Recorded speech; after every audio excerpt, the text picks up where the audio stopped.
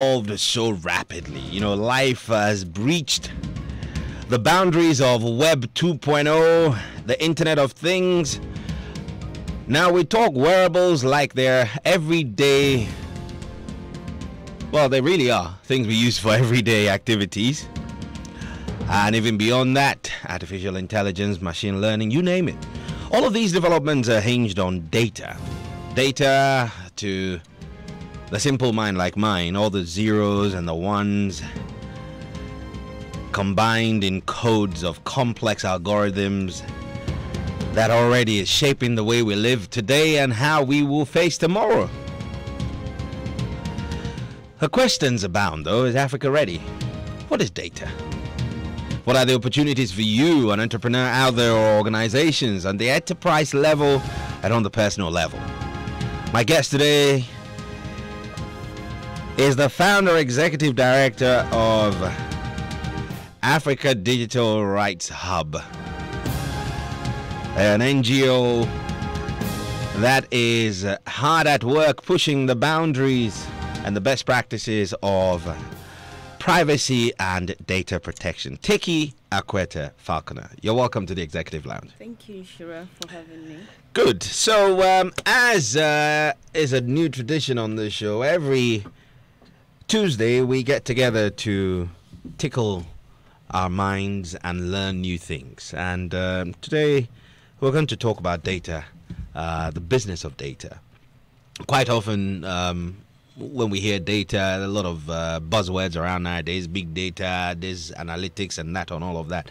But we tend not to be able to figure out what data really is. So we're going to start off with what is data and why should we even be concerned about it? So while you figure out that, I would like to welcome you with a song by Kirk Franklin, and he calls this one A God Like You. Hit me.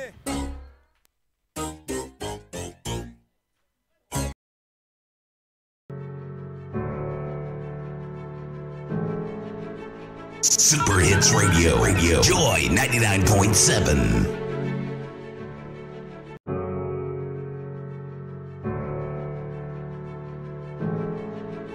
Super Hits Radio, Joy 99.7.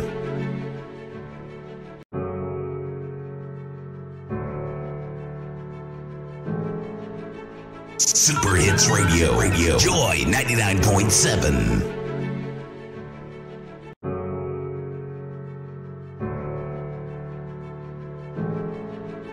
Super Hits Radio, Joy 99.7.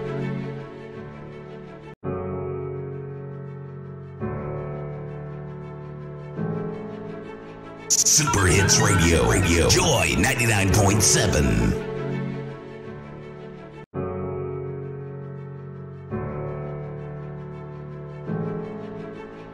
Super Hits Radio, Joy 99.7.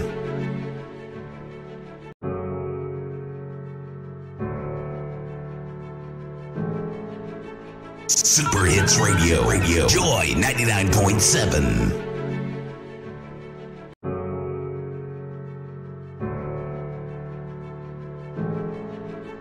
Super Hits Radio, Joy 99.7.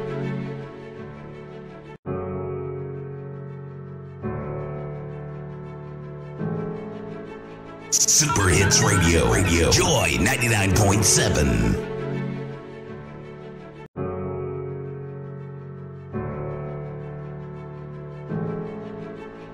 Super Hits Radio, Joy 99.7.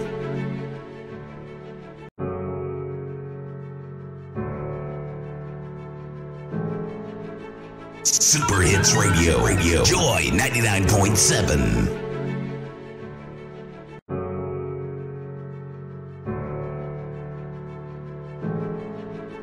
Super Hits Radio, Joy 99.7.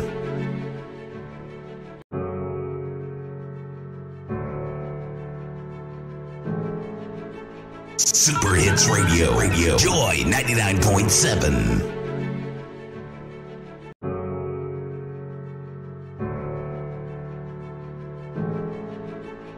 Super Hits Radio. Joy 99.7.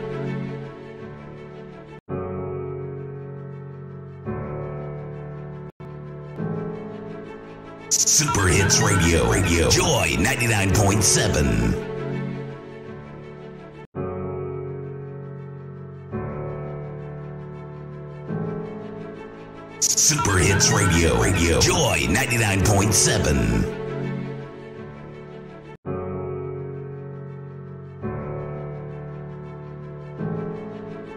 Super Hits Radio. Joy 99.7.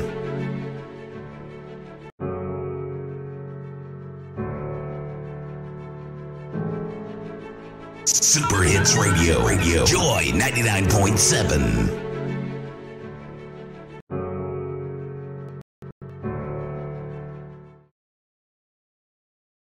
To the Executive Lounge this Tuesday afternoon, and we'll be talking the business of data. Takey, once again, you're welcome, and I hope you liked your song.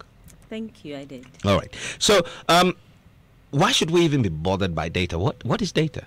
So, simply put, I would say data is information, but of course, technically, it could mean different things. Like you started mentioning, it could mean the zeros and the ones that we collect. But data, as far as I'm concerned, and for purposes of this topic, is any information. So it doesn't have to do with any particular type of information, but all information that we collect and use as part of record systems. So generally every information, and then you can then subcategorize them into personal data, and all of those interesting things. Kinds of data. Yeah. Right. But so why is data so important in this day and age, especially to Africa?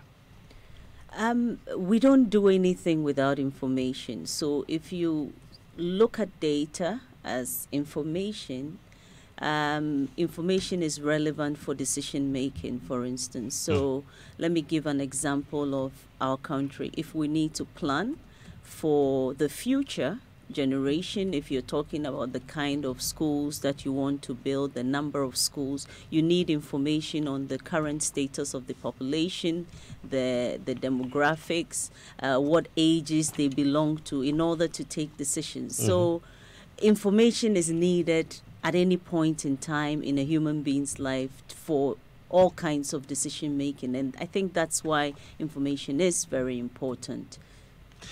In your previous life, you were the executive director of the Data Protection Commission, right? Yes. And I quite remember that it was very important for us as an organization to go through the process of compliance, registering and going through compliance. Now, why do businesses need to abide under regulations as far as data and its control and management is concerned? So, well, they need to abide because the regulations require them. But I think more importantly, businesses just don't need to abide by some of these regulatory requirements just for the sake of a regulator coming on their necks. But it has been shown through a lot of research that prudent information management processes and procedures, which is what a lot of our laws require, are important to build integrity and trust in your own systems. Let's even put personal data aside. So if you an organization like JoyFM, it's good and important for you to know what kind of information you hold, where it is being kept. It helps for easy decision making.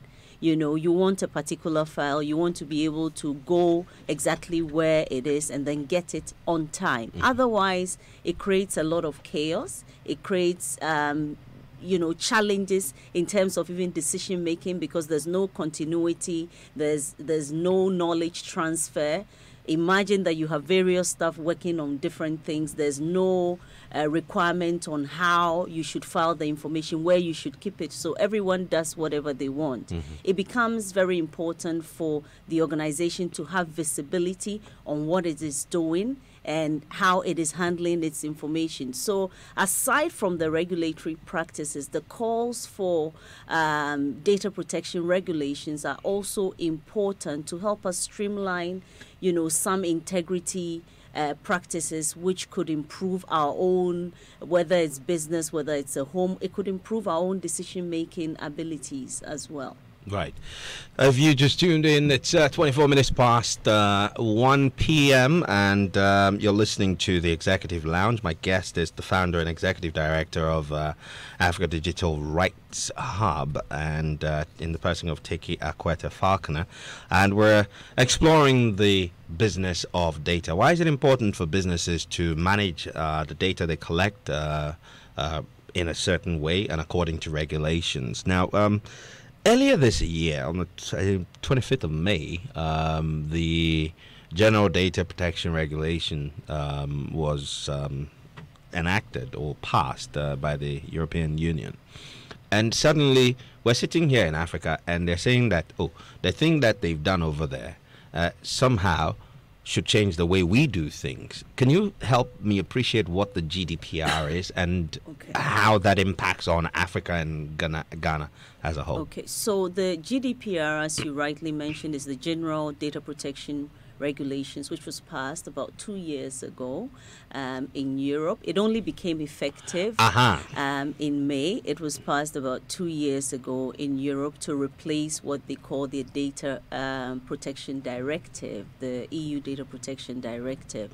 Now, it had far-reaching consequences, and it's by far one of the most comprehensive data protection laws that you will find around the world. The reason why the GDPR has become a global phenomenon is because it has extraterritorial reach. Simply put, if, for instance, you're a business in Ghana and you end up having some kind of interaction by way of your business, so let me just give an example because it helps to clarify that. So let's say you're an e-commerce business, and then you position your website in such a way that it is available for people in Europe to buy and purchase items. Straight away, you are required by the GDPR to comply with the GDPR as far as the Europeans that you're dealing with are concerned. And so you would see that, especially in this globalized environment where e-commerce is thriving and all of that, there are several, if you have a website, even if it's not a business, but it's accessible by people living in Europe, you would have to comply with the GDPR as far as their laws are concerned in terms of meeting the requirements of their law. And like I said, it's very comprehensive data protection regulations, and it's right to say that it's one of the most comprehensive you find around the world, and some of the requirements are very steep. So it's very important for businesses and anybody who is collecting information of people that are based in Europe to understand what it means as far as they are interacting with people within the European space. And that's why it's so important. It's as though in this world of globalization now, businesses have to look at the way they collect and manage information differently. And it's quite interesting you mentioned e-commerce, and it takes me to, so we have this car hailing app that collects your data. They would have your name. They would have, in some cases, your credit or debit card details and all of these things. And then we also hear of data breaches and these things. Now, under the regulation and in the space you operate, what are the upsides of undergoing compliance? So, for a business, compliance gives some kind of certainty and integrity. It gives a stamp of integrity to your clientele or your customers or all those that you are all those whose information you actually collect and handle. It gives some level of trust and assurance that I have gone through these either certification processes. I am compliant with, the requirements of certain laws, and these are the continual steps that I'm taking to make sure that I handle your information in a way that is secure. It's very important, especially in a space where you're collecting sensitive information, whether it is health records, whether it's credit card information, whether it's information that can lead to an identity theft, where somebody can pass off as another person and in the process get some benefits or attract people or commit fraud or crime and all those things. It's very important that you need to make sure that the information that you're collecting is accurate, for those for the interest of the individuals, but also for your own business's interest, because once you're collecting information, you want to make sure that you have the right people and the right information. So if, for instance, you're collecting information on IDs, but you end up collecting wrong information, it affects the integrity of the information, and ultimately it's going to affect how or whether or not you can rely on that information, because it will become clear. Let's say you're a bank and you're giving people loans, right? And the records that you will use in ascertaining whether or not they qualify is inaccurate. What will happen to your business? So in your line of work, how have you found, in terms of the capacity for businesses to, one, understand what they need to do, and the ability to actually deliver on first collecting properly and then managing within the regulations? There's a huge capacity gap across the world. In Europe, after the implementation of the GDPR, they estimated that they would need about more than 200,000 data protection professionals. Wow. These are people that are trained to understand, that are certified and understand data protection issues to be able to effectively implement. And this is just the private sector. The International Association of Privacy Professionals, which is one of the key organizations that certifies privacy professionals, as at now only has about 50,000 plus professionals across the world. So you should and there's see, a gap of 200,000 exactly, alone even in Europe. Then we come to our part of the world, and there is almost none. That's someone would say, yeah, we don't have a lot of experts in the area, and also, I mean, it's understandable because we are. We're fairly new when it comes to the data protection space.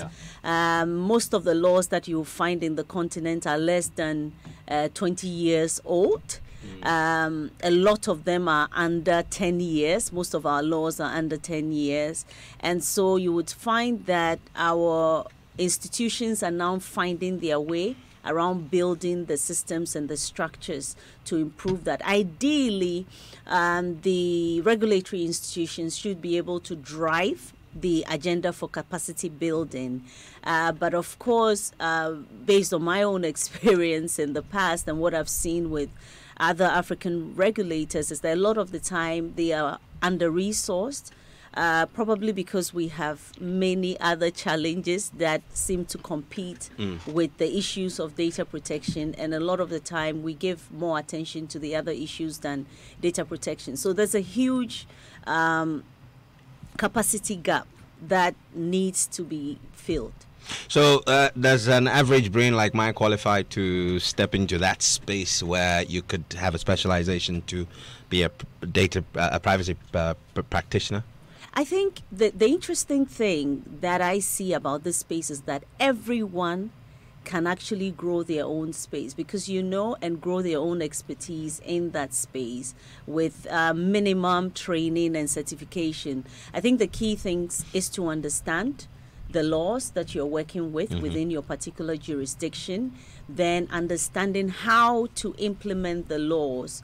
So the laws look nice on the paper and we understand it, but then when you come into a newsroom or you step into it turns into something else. How do we implement that? So if, for instance, you work in a particular space, you should be able to understand where are the data protection issues within that space. And what I've found out is that it's easier when those who work in particular spaces are finding out the data protection issues. It's easier for them than, for instance, let's say a lawyer who is trained in data protection goes into an engineering department to identify the data protection issues. So we need training for all kinds of expertise to understand the law so that they know how best to implement. And so there's a huge space. So if I understand the example you gave correctly, and using, say, an organization like multimedia, so the guys who are handling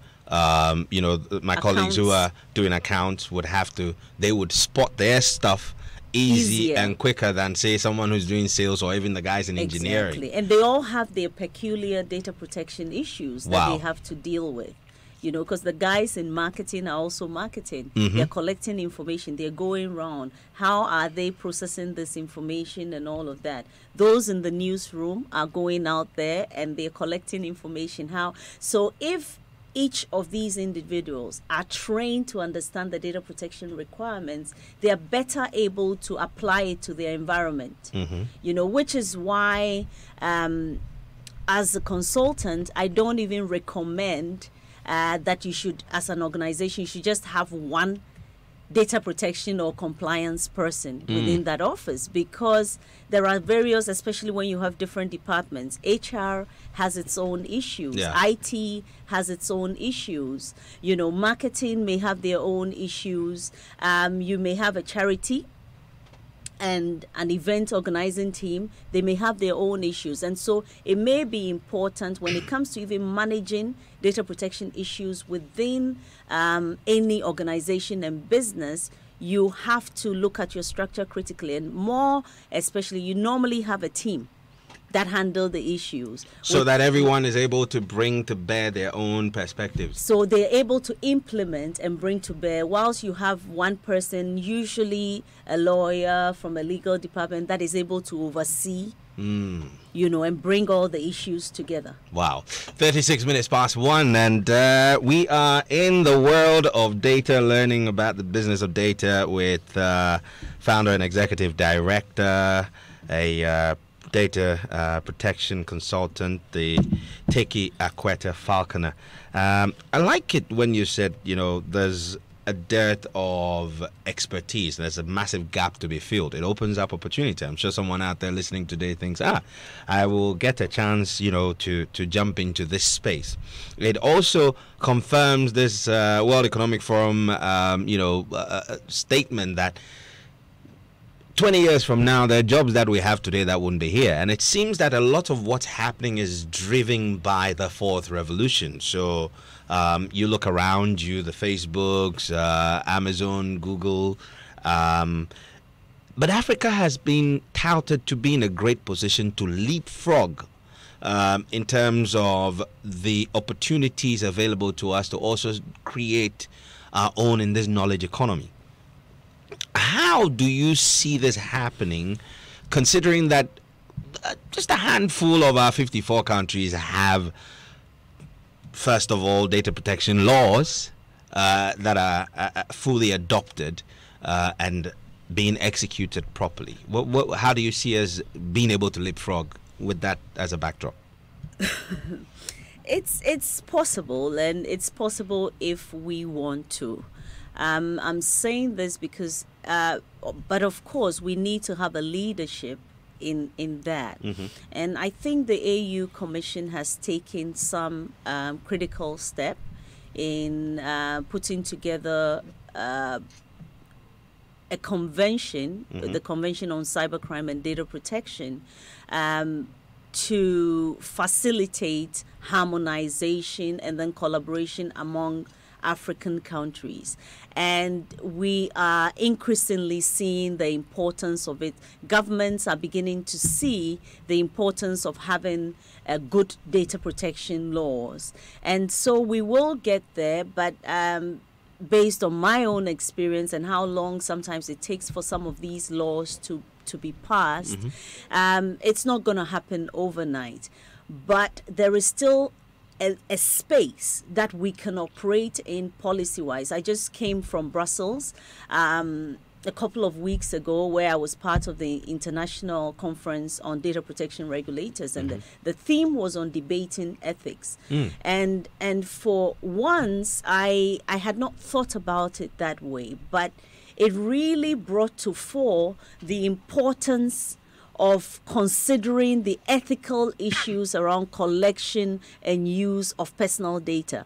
So even if you're a country that does not necessarily have data protection laws, if you are a business that does not necessarily operate in an environment where a regulator is, cracking the whip on you, it is still very prudent for your business to be able to interact and grow in this community, to put in ethical considerations which are almost on the same line as data protection laws, except that, of course, they are not written laws, so nobody is going to chase you to enforce. But it helps you put in place prudent mechanisms in handling data, and I think it really positions you. So there is a gap, but for me, the biggest issue is not even just the law. We need to start having a mindset change about how we collect, hold, and use information, especially personal information. And we need to recognize the importance of the individual at the helm of that data that you are collecting. Something just comes to mind. I think the Apple chief executive was at this conference, and he said something that has always resonated with me, which was that, when it comes to personal data and all these technologies that we are adopting, at the helm of it, the growth of the industry is dependent on the number of people that are using these systems. And your use of the system, my use of the system, depends on whether or not I can trust. So if you break that trust element, you're essentially killing the industry. And we have to start looking at those ethical considerations as businesses, as governments, as anybody who is collecting and holding, any kind of data, including personal data. So am I collecting it in a responsible way? If the person finds out how I'm using their information, will they be happy with me? We need to start asking those ethical questions. And these are questions that were raised, especially on the back of the Cambridge Analytica situation. Now, but beyond that, I think, there's a bit of apprehension. I love technology. I own quite a bit of kit, which I interface with.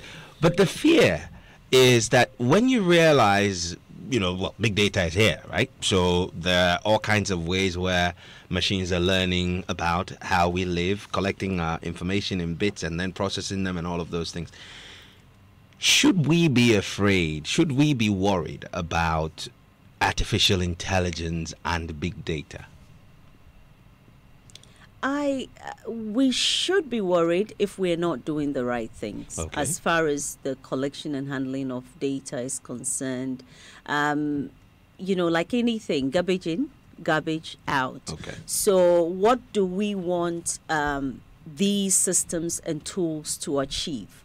If we're using artificial intelligence or machine learning for, advances in medicine, it is very important, but we should be able to collect and use that information in a way that continues to protect, So imagine that there's a machine learning software that is put into a hospital to go into the hospital's database to pick maybe HIV patients, to monitor certain trends, and to be able to inform us. These are all very important. And we were not able to do some of these things like 50, 20, 30 years ago in a very efficient and in a timely manner that benefits. So all these technologies and tools, there's no doubt that they are beneficial to human beings. But at the same time, what we have also seen is that there have been challenges, to how we've used the information. Sometimes we get carried away thinking that because I have the information, I should be able to use it for whatever reason I collected it for. And in the process, which is similar to what you would find with the Cambridge Analytica and other issues, we have created a situation where we've made people vulnerable. And I think that is where, data protection laws come in to say that, look, we must protect the integrity of the person or the individual behind that data.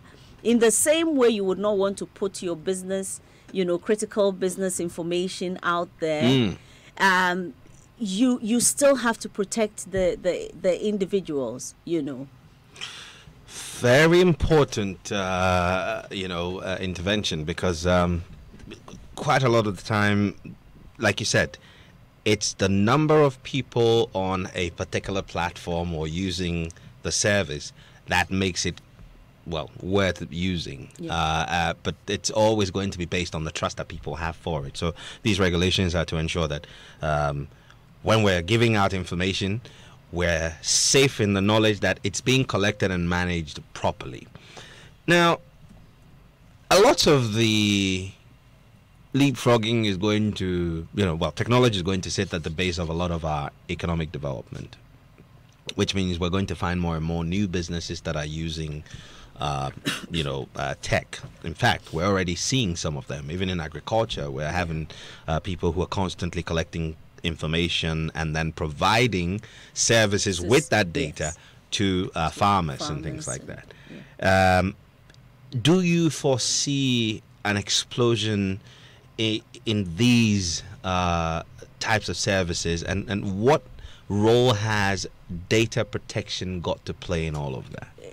Definitely there would be a growth in there because these tools make it easier to access, especially when you're talking about agricultural products markets. It makes it easier to do perform certain activities, for instance. So we're going to continue to see the growth in the use of technologies, as also because technologies are getting more advanced and they're making our lives somewhat easier, so we're going to see a growth in their use.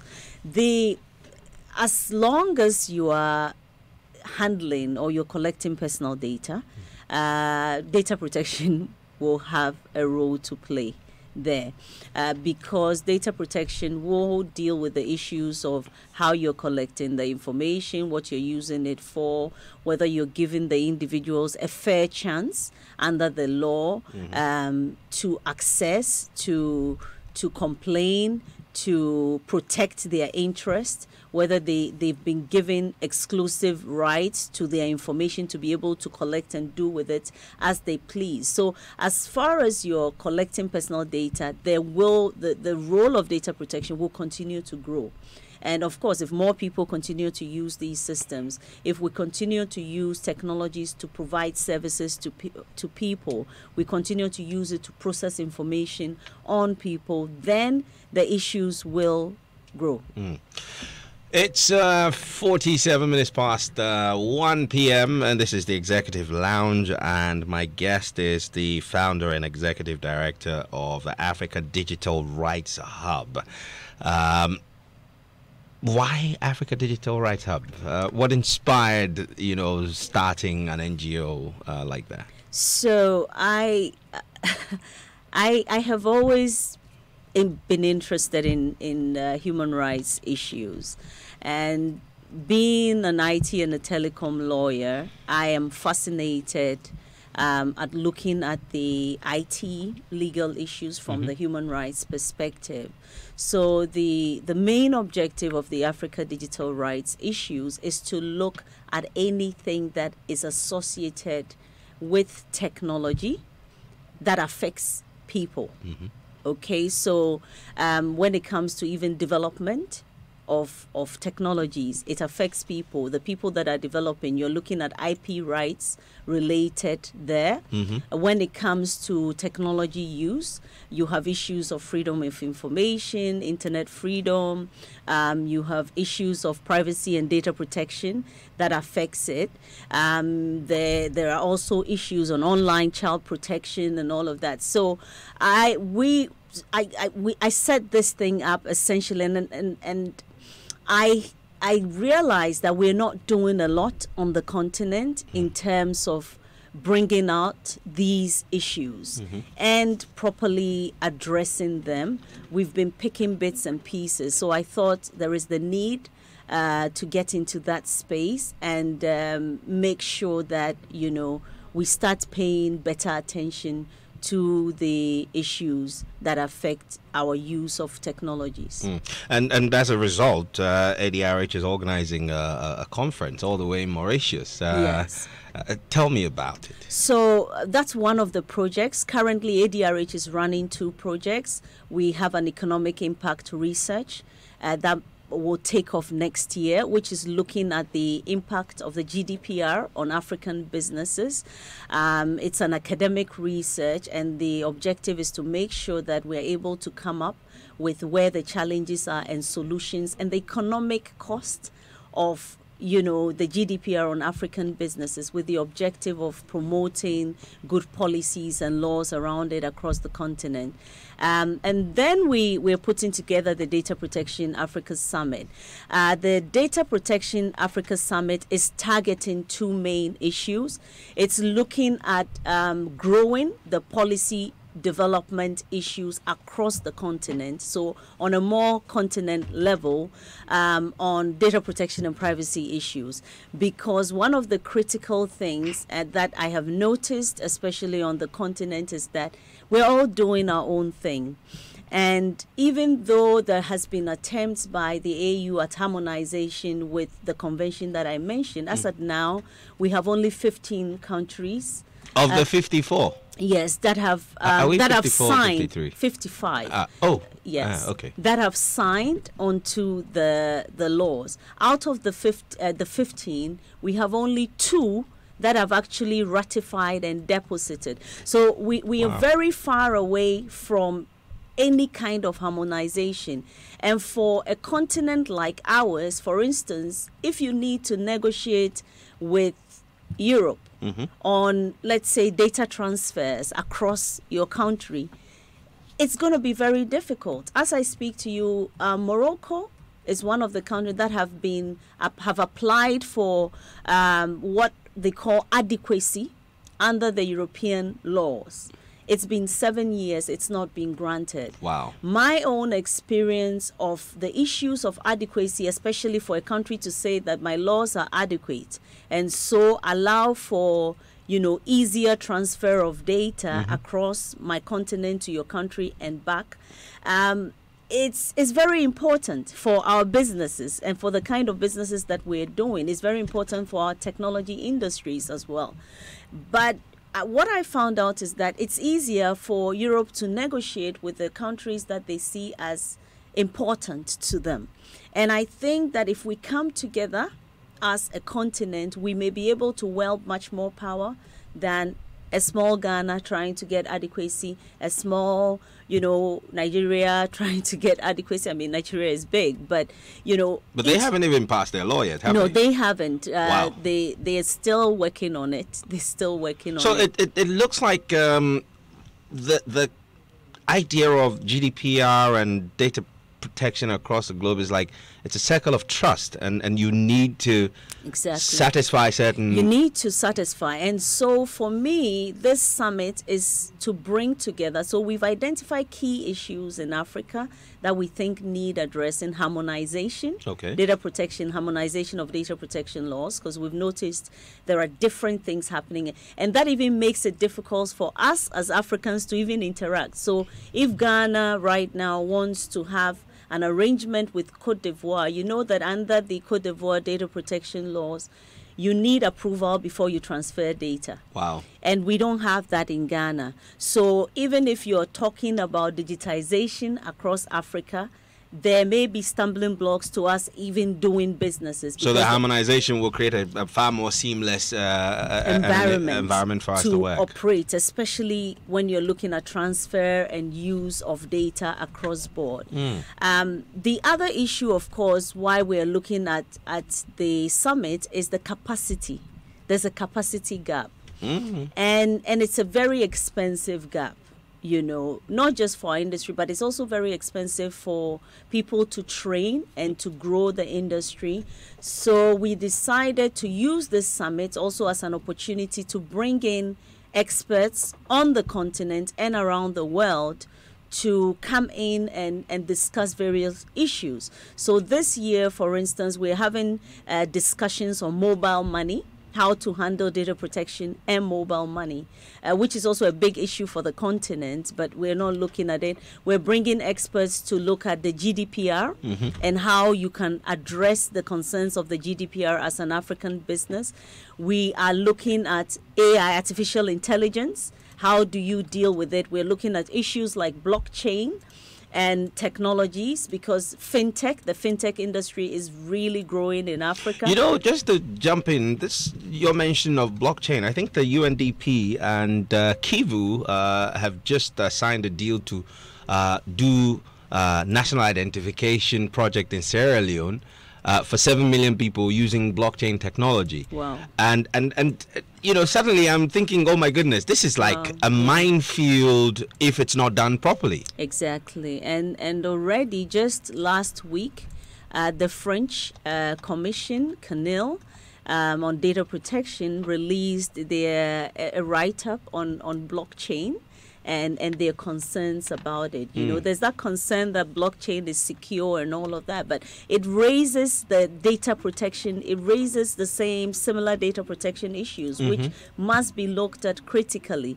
Otherwise, you may not be able to assure the integrity of the data you are collecting, the integrity, the accuracy, and all that. Because irrespective of what, you know how blockchain operates, irrespective of what block it belongs to, the obligation, once the information is personal data, the obligation to keep that information accurate applies to everyone. Applies. So block, you cannot then, if you end up putting into a particular block wrong information, you cannot say that this is what we've created amongst us and this is what can be trusted. So blockchain itself presents a lot of questions, and in the past it's been presented as a solution to data protection issues, but it doesn't necessarily do that all the time, and it's important to bring out some of these issues. Interesting stuff. And all too soon we're like, at the end, I mean, you never get enough of a good conversation. So here's what we're going to do. I think we should drag you out here for masterclass one of these days and just really break this thing down. But I mean, I do talk to a lot of tech entrepreneurs who, you know, and you hear them say, business process outsourcing is a prime low-hanging fruit for Ghana to explore. But with things like GDPR, it means we have a long way to go to even, you know, pluck that fruit. There are things, and that's why we want people to come for this summit. There are things under the GDPR that you could take advantage of to enable you do that. Not necessarily the government's negotiating. There are some kind of standard type agreements that can be entered into. There are requirements for having a data protection officer situate in Europe. So there are ways of, it's a comprehensive law and the different things that you can do to help you comply, and I think that businesses need not just wait. What I would say is put in prudent measures. If you're in the BPO space, it's important to start looking at having in place the best in terms of your compliance processes, and what I advise is that peg it, especially when you want to operate in the international space. Use the standard of the highest law that you can find, because that gives you a leverage on a lot of the other laws that you'll find in terms of requirements and all of that, Okay. Well, finally, as we part ways, I think it would be nice for you to let us know how to find more information about the summit, and for those who are thinking about joining, so they'll be able to do so. Okay, so they can send information to info@africadigitalrightshub.org, or better still, they can go to www.dataprotectionafrica.org. That is where all information on the summit is. Okay, that's dataprotection.org. Yes. Is it dataprotectionafrica.org? All right. Well, Teki Akwete Falconer, founder and executive director of Africa Digital Rights Hub, thank you so much for sharing your experience and knowledge with us. Thank you for having me. All right, it's time for us to say goodbye. It's been another edition of the Executive Lounge, and I would just sum up everything in one statement, which is that development and change brings about opportunity. And let's embrace these opportunities. For now, it's goodbye, and the news is up next, and Lexis Bill comes your way with the award-winning Drive Time. Ain't no stopping us now is how I leave you. McFadden and Whitehead. See you around.